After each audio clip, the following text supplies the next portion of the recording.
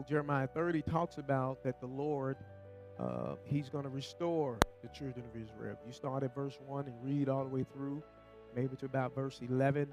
He talks about restoring Israel, and it gets to verse, I believe it's verse 11, where he begins to say that not only is he going to restore them, but there is chastisement or punishment that he's going to give to Israel, and we know that has happened for sure.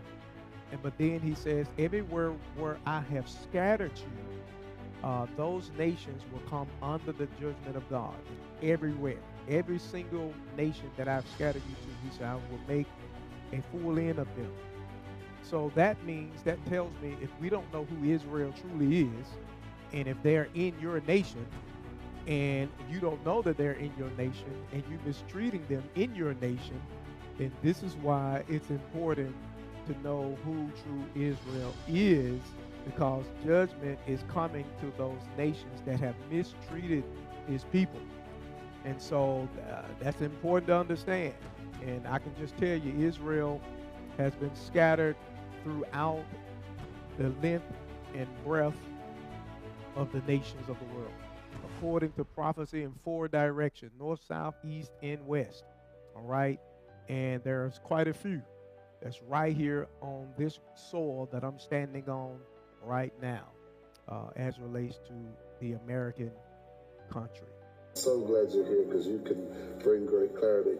Can you tell us a little bit about the Sephardic Jews and how they were scattered because they went west? I sure can. Because the reason why I want to is because a lot of them, and a lot of people don't know this, are in the Caribbean. They are. In the islands. And you're one of them. I know that. One of them. I know that. Because, a lot of folk don't know that those roots are there. One of the first batches of slaves that came to Jamaica, they were the Sephardic Jews. It's documented. And they're all over the Caribbean, South America, Central America, and even the South Central United States. Wow. And DNA testing is a factor in all this.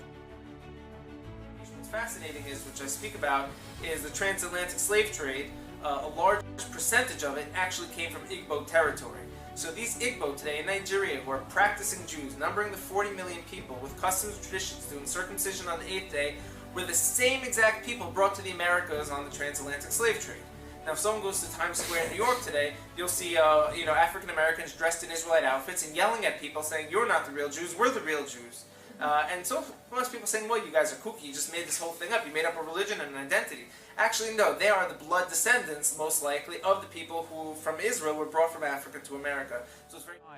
Or Zephaniah, a Negro Israelite, a son of Cush.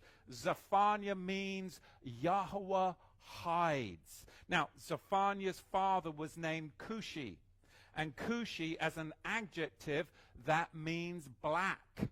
In both Hebrew, it means black, and in Greek, it means black. Now, Cushi is an affectionate term for a Negro of Ethiopian origin, derived from the biblical land of Cush. And it is an area that was alongside the Niger River. And if you actually look at ancient maps in 1736 and ancient maps in 1747 of Africa, you'll find a country called Negro Land and the Kingdom of Judah. This is of utmost importance for us to understand how Yahweh is gathering the 12 tribes that are scattered abroad. Because what actually happened is in this Gulf of Guinea in Western Africa, European slave ship holders, they were Ashkenazi slavers. They were of European origin. They were Western Mongols that had infiltrated Britain and mainly Portugal. They were the Ashkenazi slavers. They were wealthy merchant slavers that went down to the coast of Guinea.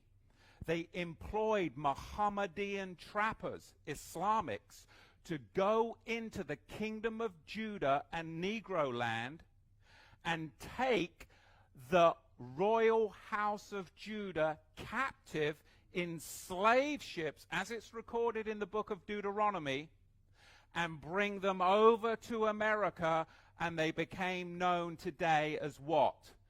African Americans. Hitler was, and the Nazis, of course, expanded on Margaret Sanger's approach to eugenics, right? Eugenics was a movement that was born in the United States under hard doctrines of racism with the intent of eliminating the tribe of Judah in the African American community in this country, right? To eliminate them. With the intent of eliminating the tribe of Judah in the African American community in this country, right? To eliminate them. With the intent of eliminating the tribe of Judah in the African American community in this country, right? To eliminate.